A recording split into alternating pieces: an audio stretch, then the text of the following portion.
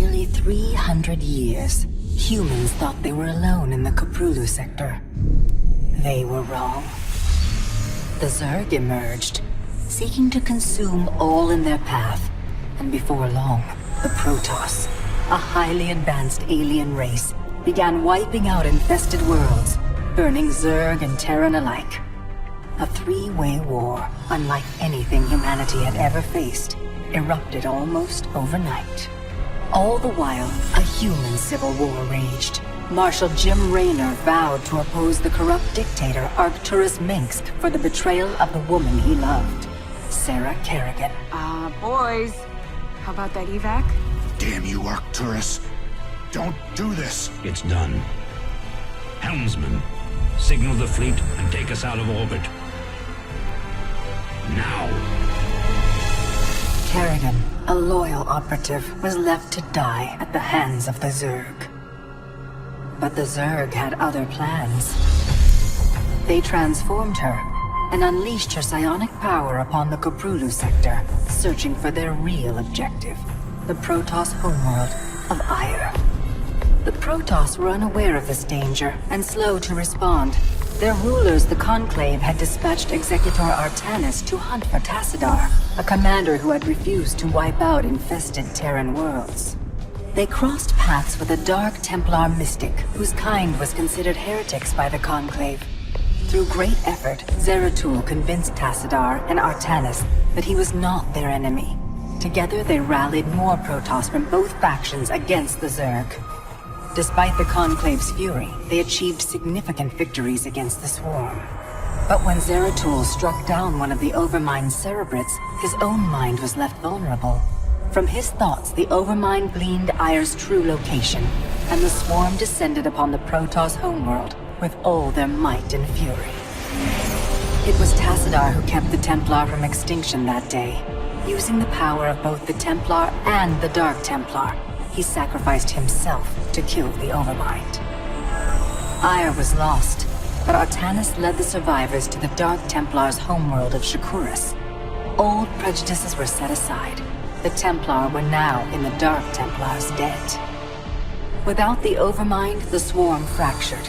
Kerrigan sought control of all the Zerg, even enlisting the aid of old friends and enemies like Raynor, Minsk, and Zeratul.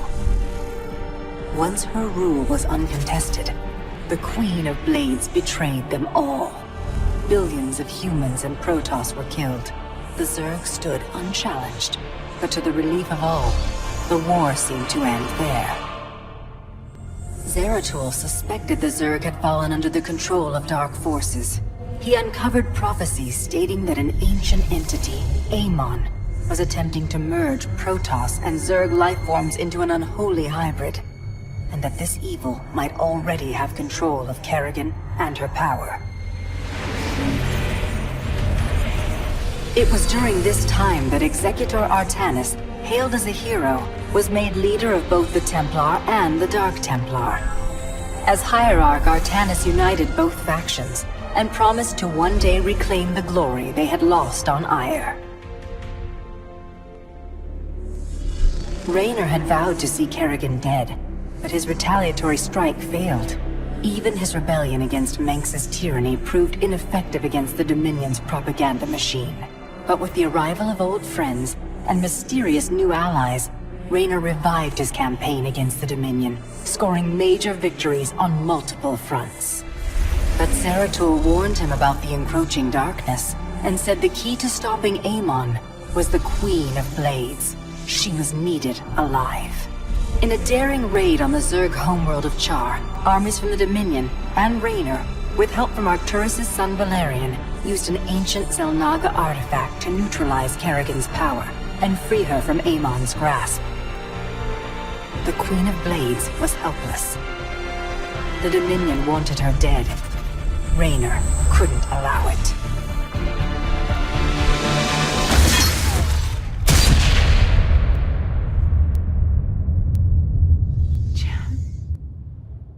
It's okay. I got you. Valerian Minsk offered them sanctuary, but his father could not let this opportunity pass. During the raid, Kerrigan and Raynor were separated. Kerrigan escaped, while Raynor... He was briefly interrogated and summarily executed. Kerrigan sought vengeance. She set out to reclaim her position as Queen of Blades. With Zeratul's guidance, Kerrigan gathered the Zerg broods and ruled the Swarm once again. Only this time, free. The killing will never stop. Until Minsk is dead. Kerrigan began dismantling the Dominion's military, one mission at a time. To her surprise, she learned that Raynor was still alive. She charted a course to Korhal, Minsk's stronghold. Despite encountering his best troops and traps, she personally ended his life. But there was little time to celebrate. Amon's plans were still unfolding. Kerrigan left Raynor to rebuild, while she hunted her true enemy. Raynor and Valerian Minsk set about reforming the Dominion, with a just government. With the Zerg and Terrans quelled, Hierarch Artanis saw an opportunity. He declared that the unified Protoss, Templar and Dark Templar alike, would retake Ire. Any dissenting voices went unheard amid the hope for reclamation. Zeratul set off alone, searching for the truth, hoping against hope that the Hierarch was not making a terrible mistake.